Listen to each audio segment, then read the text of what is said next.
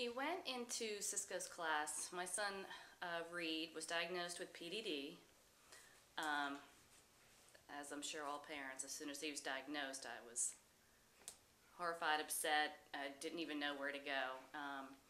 Reed was 2, and we ended up going to his class when he was at Benfield Elementary School. And I remember they had the day where you have to, go and meet the teacher. And Reed wasn't talking, and he was everywhere. He was just, he would bang his head, and he was very uncontrollable. And I remember, and this is horrible to think about, but I remember when I was trying to talk to Cisco, being embarrassed because Reed was all over the place, and I was trying to talk to him, and yet, when you think back, like I said, I feel bad about that, but Cisco was like, just let him go, just let him go. He's seen it all, and he didn't think anything. And then as soon as I calmed down, Reed was just doing his thing and playing with the trains and everything while I was talking to Cisco. And then he was telling me how he was going to have this school-type setting, which I looked around and saw where they had circle time and art, and I thought, there is no way. We are going to be expelled before the first day. There's no way my child with this PDD and autism is going to be allowed to stay here. And I don't know. I wish it was so hard to swallow everything at first, and then I swear, by the first week, I was the mom out there with the visitor sticker on the other side of the thing, peeking in, all paranoid. And Reed was sitting in a chair, and he was pointing, with a bunch of other kids, pointing to the days of the week. And I was like, first of all, how was he sitting there? I thought maybe they had straps, not really, but... And that was the beginning. He was 2 years old, and he just started, and it was a perfect little classroom setting, and my son left there talking, controlled, and the biggest thing was that he was happy. It was just like he didn't, like a lot of the things, I didn't know what was going on, where Cisco knows everything. And it was awesome. And then the hardest part was letting go of Cisco. So I didn't, and I still haven't.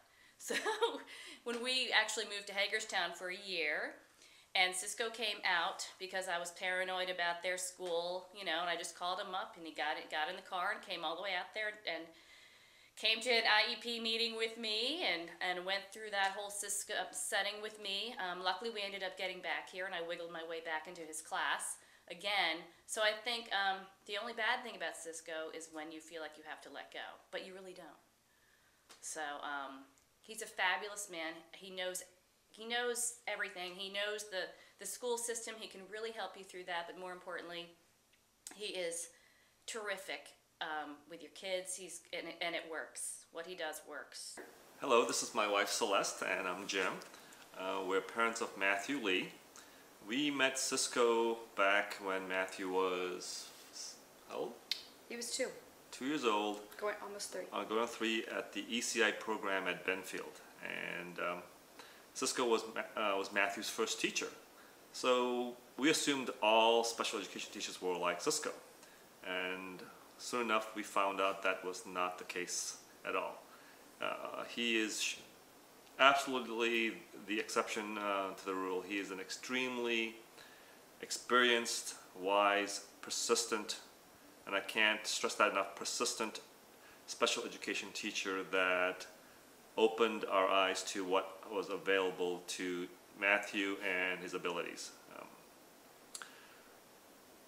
What I really liked about having Matthew being part of Cisco's class is that he loved those little ones like they were his own. He would tickle them and throw them in the air and hug them, and he just loved them. And it just was really felt wonderful having a teacher love our son the way that we love him. That's not to say that he's going to take any grief from these kids. He's going to tell them how to do work when they need to do the work. Won't let them get away with the pity stories and poor old me. None of that with Cisco.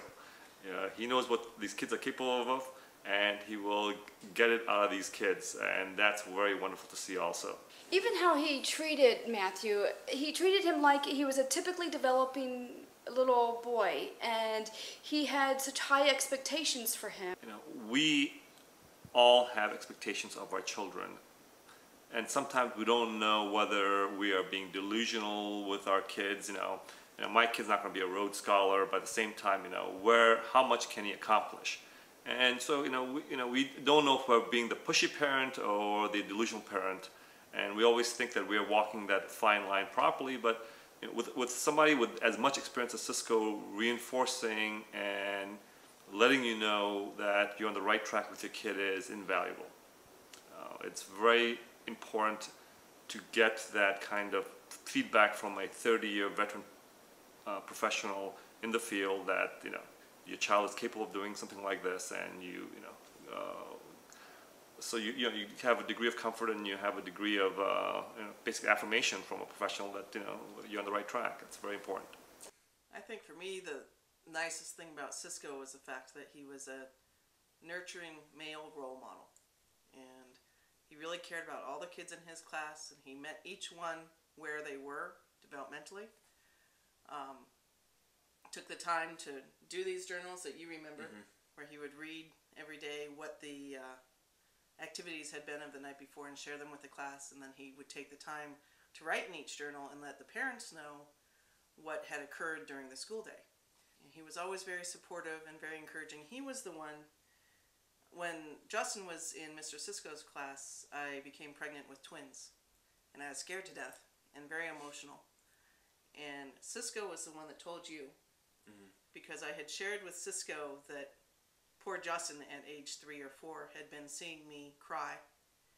And so he told Justin that whenever he saw mommy cry, he should get a Kleenex and bring it to me and tell me that everything would be okay. And so Justin did that, and he remains quite sensitive to my emotions. I think partially because Mr. Cisco was so nurturing and gave him the tools to deal with that. I think it was great. Oh, I know the other story I was going to share was that Cisco pointed out Justin's perfectionism to me. He said Justin was afraid that he would refuse to color in the coloring book or on an assignment or anything because he might go out of the lines. And that when Cisco would give an example, like to color a flag that had 3 different stripes or something, that he would do the example and intentionally go out of the lines so that the kids didn't feel pressured to do it as well as Cisco did. And that's a technique that I've used with Justin and subsequent kids now that I have 6. So he gave not only the kids tools for coping with the stresses and the pressures of whatever issues they were dealing with, but he also was a great help to the parents. Well, we are humongous supporters of Mr. Cisco, as you can tell by me still being in very close contact this many years later. But our Matthew was in his preschool program ages 3, ages 4, and we kept him an extra year, a 3rd year, age 5, rather than start kindergarten too early for him. One of the most significant contributions to us is kind of an interesting area that you don't think of in terms of educational support, but Mr. Cisco's use of cooking and fresh snacks in the classroom. In that age bracket, Matthew was having tremendous problems with textures and swallowing and getting him from baby food to adult food, and he really learned to eat some of his first food groups by enjoying the ones that Cisco would cook right there, French fries, all kinds of things right there in the classroom. But most precious gift I think that Cisco gave to Matt and to me personally and my husband was the sense that in spite of a difficult group of disabilities to overcome, that Matthew had incredible potential.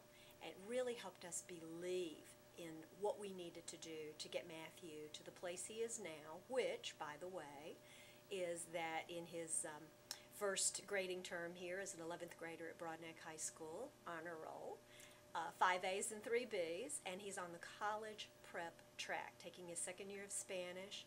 It is his intention to go on to college, knowing he'll need to do it in pieces, go to community college first.